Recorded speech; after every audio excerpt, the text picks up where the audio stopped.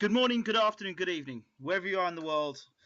Welcome to BWTMONLINE Worldwide Television. This is a sports interview coming to you from Canada via the Ukraine. So we're going to talk a bit about Ukrainian boxing, in particular Alexander Usyk's decision to part with trainer James Bashir and the fallout from that. And because some of us don't understand Ukrainian or can't read Ukrainian, we've had special guest here, Eugene, to kind of give us what's actually going on in Ukraine. So, Eugene, welcome to the show. Yeah, nice to meet you. Okay, Eugene. So, tell us a little bit about you and in terms of how you're involved with all this. Well, I started following Bayloric boxing channel, the first one that is shut down currently, Yes. about a year ago. Okay. So the thing was, I started following Usyk, and the information that would come off his team was not enough. It was always vague and it was kind of blurry. They never told us about the internal process in the camp. They never told us about their ambitions or anything. Okay. So I decided to listen to someone who actually speaks out, and I find the interview with Bashir on your channel. That's how I found your channel and started to get involved with the community. Okay. Fantastic. So, the interviews that we were doing with Bashir, did that help in any way to find out what was going on with Usyk and his camp? Did you have any? When you were listening to Bashir, was that fitting in with what was actually going on in the Ukraine? Absolutely. Yeah, it was filling the gaps pretty well because, there were a lot of gaps. So we didn't have, I would say we had only 20% of all information. Wow. And talk to us a little bit about the Ukrainian media when it comes to sports and in particular boxing. Well, I would say it's pretty loud because, like, sportsmen that achieve a lot in Ukraine, they're celebrities. They're Right. not just sportsmen who make a lot of money. Okay. They're public people, and people want to know their opinions. That's technically how I started my interest in boxing. Right. It was 2010 fight between Let's Go champ Shannon Briggs and Vitaly Klitschko. Of course. Right. Yeah, and it was me and my granny, so we were watching it together. We're going to talk about the Klitschko's in a moment. We're definitely going to talk about the Klitschko's, in particular Vladimir. So, talk to me how you sort of heard about. Let's take things back a bit because I'm sure you on the channel. You heard me repeat 2 or 3 times that I believe that Alexander Usyk was going to get rid of James Bashir. What were your thoughts Yep. when you first heard this? Well, first it was kind of disappointing. I was trying to believe that it's just speculation because what we saw on Glavatsky fight when he came to the first 12-round fight, and he was technically never stepping off the gas. Like I never felt like he's running out of stamina.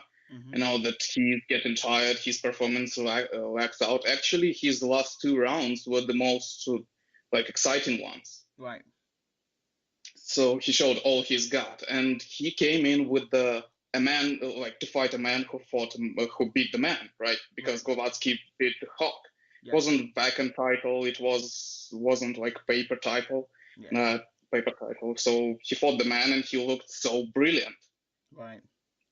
And I was thinking, well, they have a really good cohesion in their team, right? So, and then all of a sudden, like in a couple of months, I'm pretty sure it was the end of November when those talks appear that they want to get rid of Bashir. And it kind of resonates, why they had such a good run. Okay. There is a significant point with Usyk. The manager, you've got the manager that's coming now, but there was a manager beforehand that obviously worked well with Bashir and the team, and they worked well. And then this new manager came on board. Kilmus is his name? I'm not sure. It is Klimas. Yes, Klimas. and he came on Yeah. board. And as soon as he came on board, his first statement was, "Why is Bashir trying to change this? Why is Bashir trying to change that? A fighter should be the way that he is." I think that was what he was quoted as. But you could correct me on that because, of course, you read and hear the media more than I do in Ukraine. So tell me, what's your perception of what Klimas has had to say for himself? Well, Clemens technically said that Usyk was a ready product. Okay, there was nothing that Bashir could add to him. Like whatever he's got from amateurs, it just needs a little bit of polishing, but he's pretty much at the top as he is. Which I don't know, like it's kind of bold statement because I believe that sportsman never stops progressing. Yeah. And from that point, he asked for Usyk that whether Bashir taught you something special, something that would be beneficial. And the response that Usyk gave to American reporters, mind you, he started working with Igis Klimas once he started working like in America. Right. But so Before that, when he won the yeah, WBO, since he's won the WBO title, you're talking. yeah. Yes. So ever since he became champion, he moved to America. And actually, that was their initial goal because when he won the gold medal, he went to America to get a contract with Top Rank, I believe. Okay. He didn't get a nice terms on the contract, so he refused that. And that kind of got him in a box with K2. Because if he takes a contract with Top Rank, he doesn't get, he gets peanuts, right? Okay. If he stays with K2 and stays Ukrainian-based fighter, he gets a lot of media attention. He becomes a star, like a pop star, like he appears everywhere. He's on advertisements. He's on TV, commenting something. So he got a lot of buzz around him. Right. So he stayed in Ukraine with K2, and that's what makes me think that K2 and Klimas are kind of more responsible for this situation than he is himself. Okay. Very interesting. Very interesting. The alarm bells went off for me when I heard rumors that Usyk was in training camp 2 weeks before Bashir even arrived to camp at Robert Garcia's gym with Lomachenko's father. Then, Yeah. and then, while in training camp, Lomachenko's father's giving directions to uh, Usyk in camp, and Bashir's giving directions in camp. I mean, what's crazy? Yeah, well, I wrote, I saw that, Mm-hmm. and what is actually interesting is that Usyk didn't have trainer at all for his first professional fight, like his debut. Right. It was fight against Felipe Romero. It was in Kiev, in Ukraine, and he was getting Skype tips from Anatoly Lomachenko, who was training Vasily in the US. Skype. Skype, Skype tips. You sit with with the note with a pen and taking notes what the trainer tells you on the Skype. That's what it was. Then Anatoly Lomachenko arrived, but he was in his corner, but technically wasn't there during the training process. Right. Yeah, so that's how it started. Then I believe he went to Klitschko's training camp and met Bashir over there.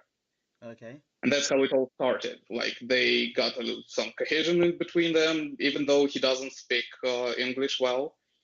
They got a little bit of, I don't know, boxing language, and they started working and it played out well. So he decided to make Bashir his main trainer. Hmm. Because he said on countless occasions, he saw Bashir as a father because his That's father true. passed away, and it's well documented. So what's Yeah. quite puzzling is how you do this to your father. If this is your father, you send a text message to him to tell him you no longer want him as your trainer. I don't understand that. Well, that's absolutely correct. But what I tried to point out for you in that translation that I sent you over Twitter Yes. is that uh, it was Alexander Krasuk, main manager in K2. Right. So he's saying that Usyk took voluntary, made a voluntary decision to take responsibility on him. It's kind of mouthful, voluntary decision to take a responsibility. Not mandatory, but voluntary. Okay. Yeah. So it's kind of like they tell him, okay, you gotta change your trainer, whether you do it or we do it. That's what feeling I got from that statement. Right. Yeah. And another point that I was going to show you is actually uh, February the 9th, Usyk arrives to US to prepare for the next fight. 3 days later, you post a video where you're saying the WBO cruiserweight champ Alexander Usyk fires James Ali Bashir. So 3 days before that, he was already in the US preparing for the fight. Wow. Wow. I knew I kept if you go back in the history of the interviews I was doing with Uncle Bashir, every month every time I did an interview before they become WBO champion, I said, what is the guarantee that once you take this guy to the world championship, they're not going to get rid of you? It happened. Yeah. And Yep. it's very sad. There was some other talk as well that I heard. There was somebody who was making comments and derogatory comments towards Bashir. I don't. They're different stories. One person said it was female, another person said it was male, another person said it was a trainer, another person said it was a journalist. But it's the same person, one person. But I couldn't define who it was because I didn't know it was male or female. They were in So response to this whole fallout. yeah, well, I'm not really sure how this person is connected to all that, but it was Alina Sheternikova. There we go. Bang. That's the person, I think. Yeah, that's she's a former boxer, so it's a female. It's Right. she. She. Okay. Right. It says she's a president. Wait a second. I'll find it directly. Vice president of professional boxing in Ukraine. Okay. Like professional boxing league in Ukraine. Okay. So she's vice president of that organization. Every boxing show that they have before televising Usyk's fight, she's on that show, like making comments about it, making comments about his progress. But it's never explained how she's involved into Usyk's team at all. Like, she's just a person with some opinion. Okay. So, and he goes out and says that Bashir was just a temporary replacement for a trainer. Ooh. Yeah, just like that. He wasn't a father. He wasn't a mentor. He was temporary replacement, like, something you buy off Walmart. So, and Bashir took it seriously. He was deeply offended. I was reading his post on Facebook. He was like spitting out fire. Well, wouldn't you be spitting out fire if you had almost 40 years experience being disrespected like that? Yeah, I would. Oh yeah. So later on, the other person, Krasuk, the main Alexander Krasuk, the main manager for K2 promotions, says that Bashir doesn't have a system in his training. So he's saying like, let's do this, for example, let's practice that, but never explains why and what it leads to, in what consequence. Like, technically, what he's saying is that Bashir's training camp is chaotic, which is kind of, it doesn't really make sense. You don't bring that kind of a trainer to your camp, and that kind of trainer doesn't make you a world champion. It just doesn't happen. That's what he said. Well, okay, this is what I think, and you tell me what you think. It seems apparent that Lomachenko's father, and there's going to be a movement, some sort of a promotional deal, or to get a union of fighters, a stable of fighters. Kovalev, I don't know if it's true. Kovalev and Usyk and Lomachenko, and there's a couple of others as well. It seems to me that seems to be the plan, and Lomachenko's father being the big daddy in it all. What are your thoughts about that, and is that possible? What I'm thinking about right now is Ukrainian medalist team, which is, well, technically the closest between them is Vasyl Lomachenko, Yes. Alexander Usyk, Yes. and Alexander Gvozdyk, Okay. who is currently training with Robert Garcia, I believe. Mm-hmm. Yeah, so like every picture they take, for example, is three of them. You know, Kovalev, I don't know. I'm not sure about that, but those three are sticking together. Like since the moment Usyk moved to US after he became the cruiserweight champion, he was sticking together with them. So maybe those three, I don't know. Maybe Kovalev involved, but I don't have a feeling of that. There are more rumors coming out that Kovalev has got rid of his trainer, John David Jackson. I know nothing about that. You don't know. Okay, fair enough. Okay, so when the news broke about Bashir's interview, what has been the response by the Ukrainian fans and the boxing fraternity about what Bashir said in the interview? Well, first of all, like when the news appeared that Usyk fired Bashir, people were kind of, like, okay, he said he has his reasons, he fired him, whatever. He'll get back to Anatoly Lomachenko. They didn't care much. Right. But when Bashir explained the way it happened, people split into two camps. So one camp understands the situation that Usyk asked Bashir for mentorship.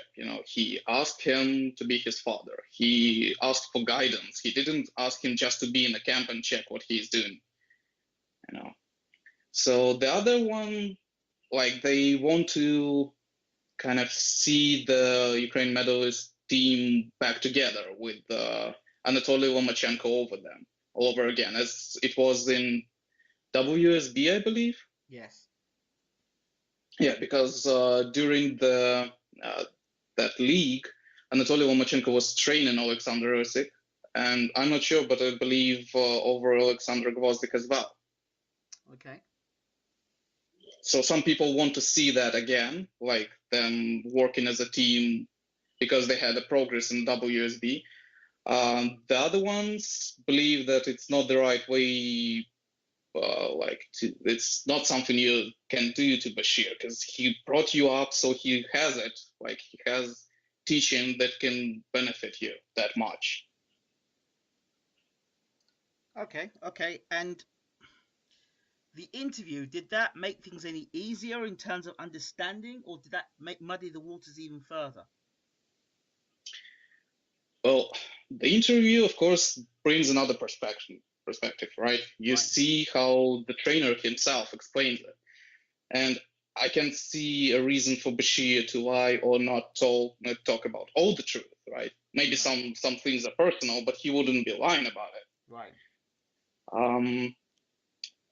And it kind of clarified what was happening from the inside, but it only clarified what was happening, not the reasons, you know. So we can only speculate on the reasons. That's true. That's true. That's true. And so now moving forward, Bashir has been pushed to one side. What does it say about Alexander Usyk's future? Is his future safe and is it secure with Lomachenko's father?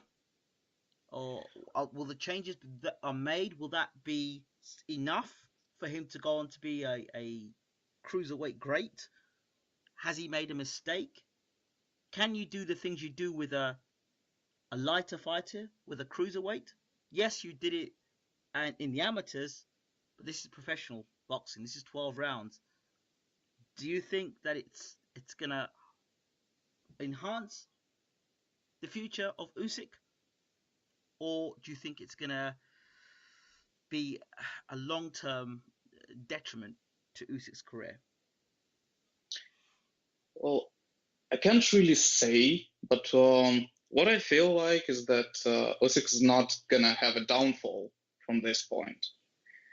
But the only thing that I have in my mind right now is when Bashir was explaining that training a big guy is not the same with the training a small guy. That's why he focused on heavyweight, cruiserweight, those big guys. Yes. Over 6 foot. Because, big guys run out of gas faster. They have they have heavier punches. It's the whole new game, even though it's still boxing, because some people are looking at Vasily Lomachenko's progress and saying, "Oh, well, that's a great trainer, right? They work out well. Right? Everything's working so far. I don't know, tremendous. It's just great." The other people might think that that approach might not be the one that he needs. Because the perspective that I get is that Anatoly Lomachenko is a really good amateur trainer, not amateur trainer, but a trainer for amateur boxers. Yes. But and when it's 3 rounds in Olympics or 5 rounds, I believe, in WSB, that might be more than enough. When it's 12 rounds in the professionals, that might play a cruel joke. It might fire back on you. Okay. Do you ever see Usyk going back to Bashir? He might. Maybe. Because the thing that puzzles me is, you ask him to be your father, right? Mm-hmm. You didn't ask him just to lead the training camp. Mm-hmm. All of a sudden, you brought all the connections, even though let's suppose it wasn't entirely his decision. But you abort all connections with him. You just sent him a text message. You didn't speak with him in private, explaining things, explaining your concerns, saying, maybe I'll try this if it works out. He just texted him like a regular message, says, thank you for everything. I'm doing my own thing. Goodbye. It just, maybe he'll understand that he's made a mistake. Maybe not. And he might pay for it. I don't know. We can only wait and see. Wait and see. How is Bashir viewed in the Ukraine? Because he says that he gets a lot of love in the Ukraine, and he says he rates the Ukrainian fighters very highly. He even talked about him working with a Ukrainian heavyweight quietly. What do you think? Well, that's actually the thing that a little bit bothered me. A friend of yours, I believe, Bo from Truth and Facts about boxing. Yes.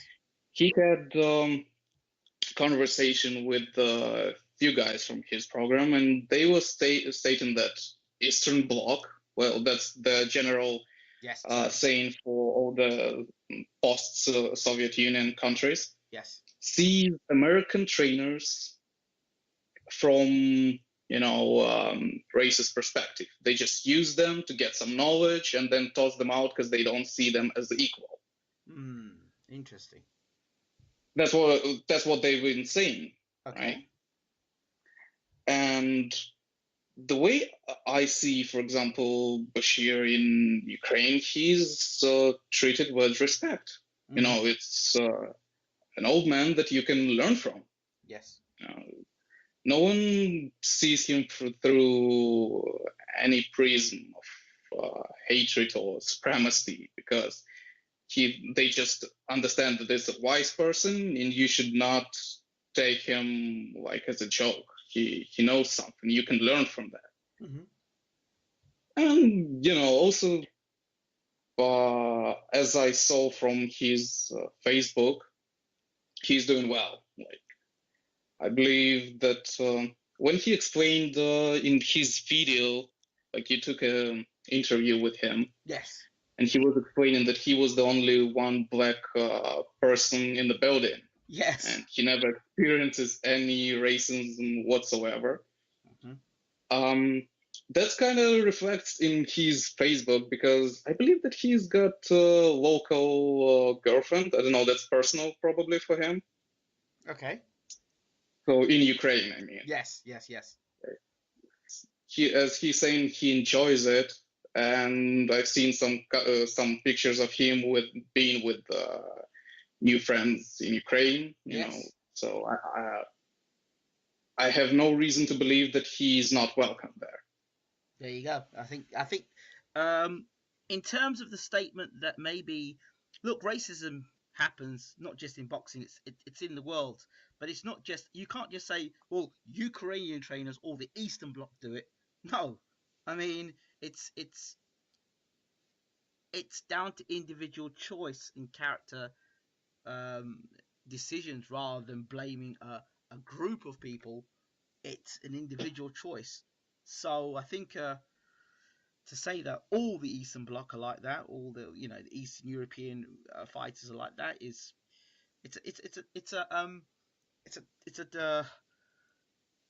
quite a, to tie everybody with the same brush would be unfair.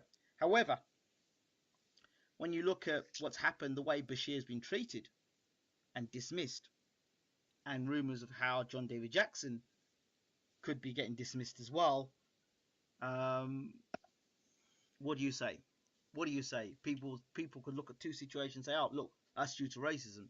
But then you look at Bashir, as you've just rightfully said, and I've known Bashir for God knows how long, and I can confirm that, yes, he has got friendships in Ukraine, and he's never ever told me or said to me, look, I've never been treated in any way disrespectfully. So it's always, it's a funny one, because yes, there's racism within sport, it's racism within the world, but to tar a whole set of fighters or a whole group of people because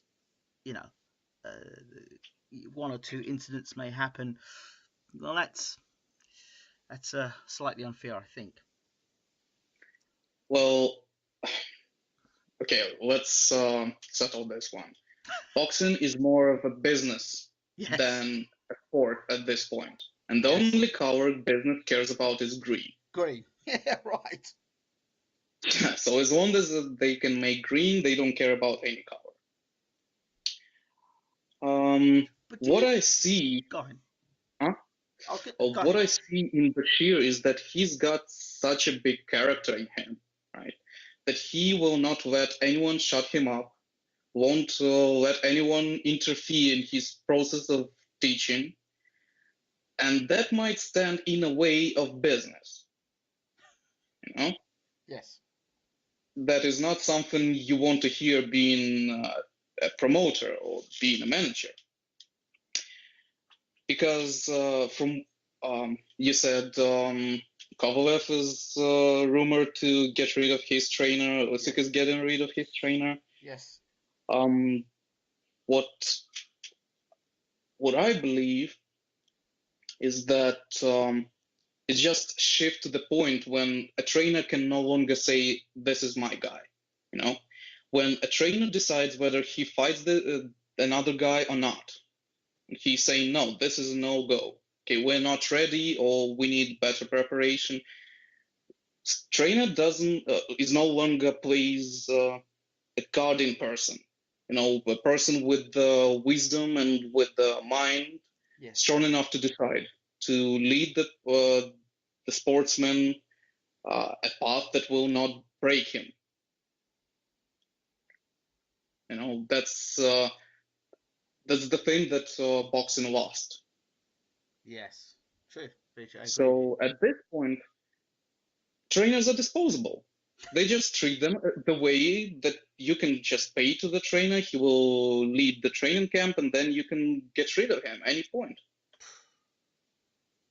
That's the way I see it. That's the way I see them treating trainers, as just I don't know, a textbook, I guess. Now, coming back to Usyk, if you can treat Bashir, who you consider to be your father, and dismiss him by text message, what's to give Lomachenko's father the security that Usyk won't do that to him too? They're a family. I believe that. Let me check this one because I'm not sure about it. But I'm pretty sure that Usyk baptized the first kid of Vasyl Lomachenko. Okay. So, and vice versa, you know. So they have like family connections in between them. Ah, it's interesting. Yeah, so that might stand in a way for him. He might walk away from him, you know, quietly, peacefully, no, without any disrespect, just saying, well, probably should try another one, or you seem too busy, you know, I need more attention. Maybe that's the way he'll return to Bashir, if he ever does. But it will definitely not be the same way as it was with Bashir. What do you think we're going to see from Lomachenko's father? With Usyk I'm not now? sure. He's not a public figure at all. Like, you don't hear much of him. So the only thing that we will see or hear is we can only speculate on Usyk's performance as his fights go on. You know, because he rarely comments on what he's doing. It's mostly either him, his son Vasyl Lomachenko, who is taking all the media attention, or it will be Usyk who is taking all the media attention. Interesting. Okay, let's switch conversations and let's dart over to Klitschko camp. And Bashir is in Klitschko camp, although he's not the head trainer. Have you ever asked yourself the question why you think Vladimir did not have Bashir as head coach? Yeah, the same answer, the character. Okay. Yeah, I'm pretty sure, like, the way I see Klitschko, he's not only a great boxer, but he is a shark in boxing. Like, he's the man who has survived through 11 years, I suppose, held in all the titles. So if you go back to your interview with Berman Stivern, Yes. he was saying that at the point when you become champion, they start telling you what not to do, what to do, you know, who to speak with and who not to speak with. I believe that Klitschko just mastered that perspective to the maximum. You know, he's on top of all the tides that come into him. That's why he never. I believe that he never makes somebody have authority over him. Like, If Bashir would tell him that you're not supposed to do this, rather do that, he would not listen to him. He would take it to consideration, but he would not obey obey the command at once, you know. And that's what a fighter is supposed to do once he hears his trainer, because trainer has a second pair of eyes. He sees what you cannot see, and sometimes he can't even explain it. It's just, you know, it's kind of like. So, so do you think that had Bashir been in the corner and been head trainer against Fury and against Jennings, there'd have been a difference, or do you think it would have been the same result?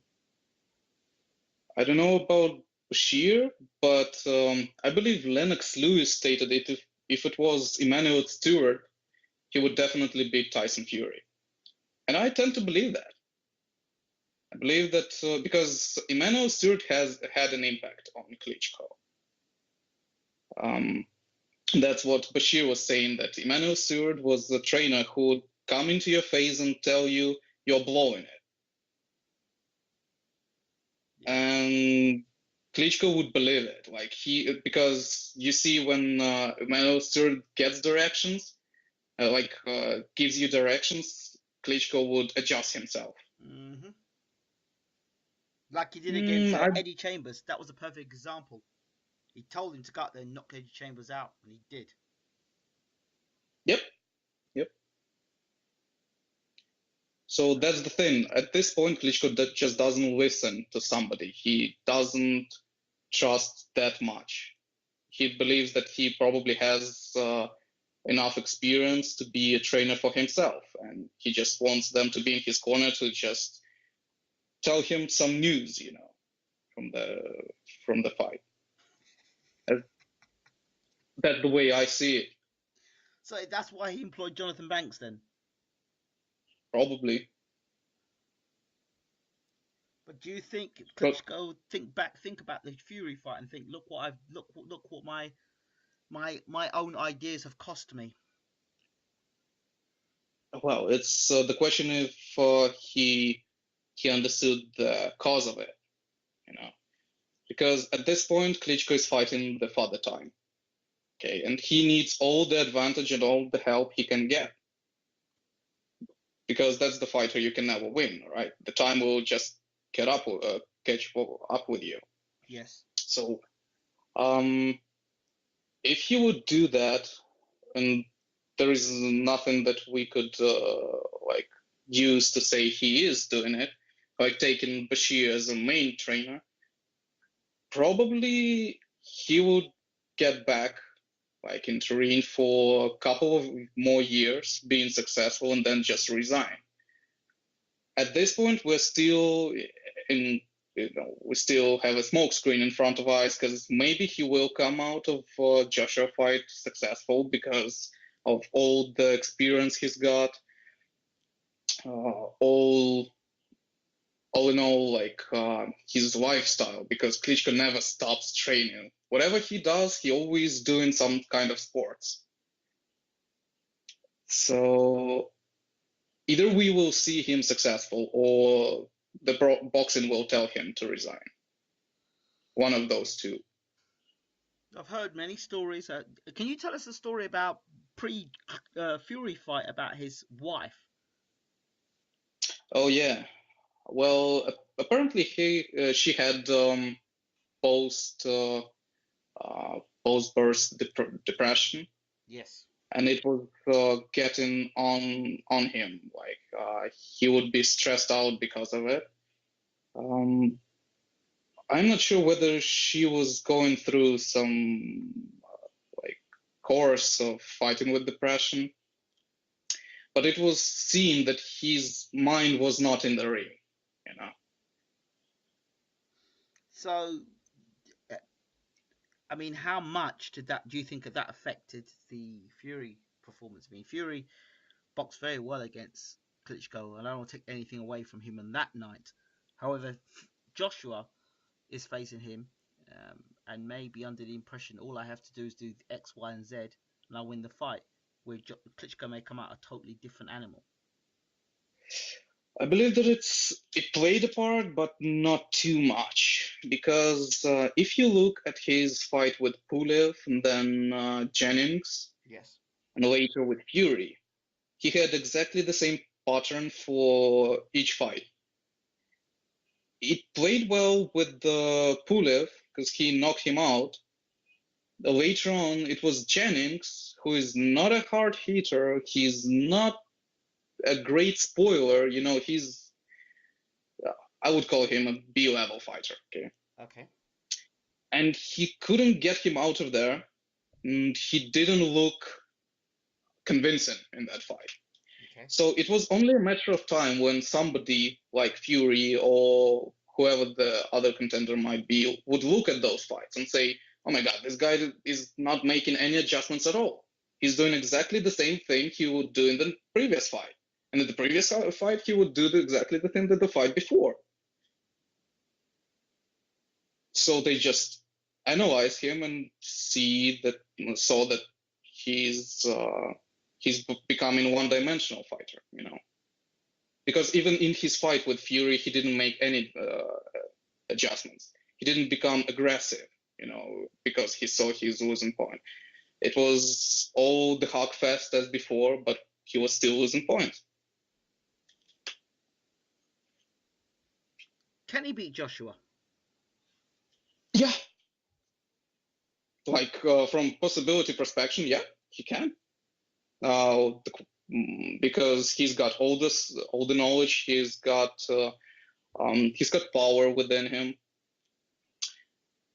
The only question that is whether he takes something out of his Fury fight, understands that he's gotta change, he's gotta listen to the people in his corner and trust them in the first place. Not only listen to them, but trust him what they say to him. Because for me, having a second trainer having Bashir as the second trainer, it's kind of puzzling. It's an absolute resource of boxing, boxing science, I would call it. Mm-hmm. You know, that you have by your side and you're not using it. Like, you're not asking for directions. It's the person who is willing to give, just listen to him. So if he listens more to his team and less to his own pride or his own self, you know, being the main guy in his corner, I believe that he will come out successfully. Right? He will be successful for the next couple of years. It's interesting. Very, very interesting. Eugene, before I end this interview with you, is there anything else within Ukrainian boxing that I should be aware of?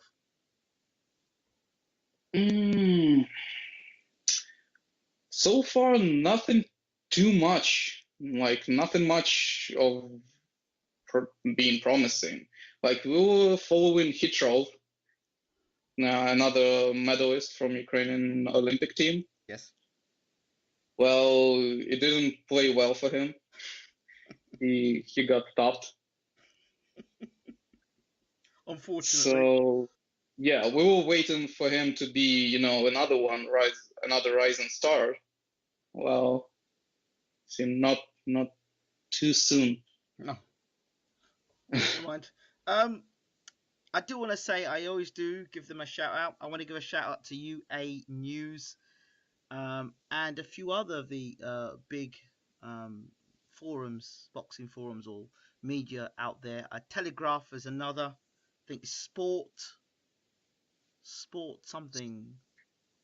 It's Ukrainian. Sport something. Every interview I do with Bashir, they pick it up and they translate it, or sometimes they translate and sometimes they just obviously put it in Ukrainian. But thank you, I appreciate them so much. Yeah, well, your interviews are very resourceful, to be honest. Like, people in Ukraine get like tens of thousands of views. Like, if let's say they would have the way to bridge that language barrier to understand English, I would pretty sure that your channel would skyrocket in views. But unfortunately, those news sites are the only way they can get information from you so far.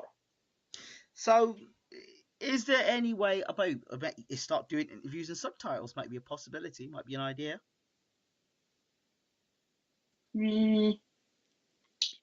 Maybe. I don't know. Well, I think it's worth a shot. Yeah, maybe. Well, the thing is, sometimes the interviews are really long, and I kind of like them. For example, your interviews with Berman Steven, because he's such a simple and just nice guy. Yeah. You just want to listen to him for a couple of hours to just relax, feel in the company of a friend or something. Yeah, that's the one. That's the one. We look forward to Berman Steven. Hopefully, fingers crossed, we'll get some good news, and he won't be fighting Ortiz or Dillian White, and we may even get to see that rematch with Deontay Wilder. That'd be interesting. Yeah, but the problem is, like, subtitles don't give you as much. They don't, do they? Maybe it's worth trying for the short videos, like about 20 or 30 minutes. Yeah. If it plays well, then probably try going further. But so far, I would suggest just to use for short videos so that people could use them and watch them for themselves. Okay, maybe, who knows? Somebody out there might listen and say, you know what? If you do the interviews, I'll do the translations for you. Who knows? So if there's somebody in Ukraine who would like to who's got good English and would like to do some translating work, then be my guest. Yeah, hope this person appears. But so far, like, I would do translations from time to time when I have time, to keep you up with all the news. Because even the news about Usyk being in camp, I'm suggesting that you haven't heard of it, right? Before, like 3 days. No, I didn't. So that's the thing. I wonder, is there any way that we could do a way that maybe I could talk to the people in Ukraine and you can translate that forward? Like I'm talking and you say what I'm saying in Ukrainian. Maybe we should actually start with subtitles, I believe.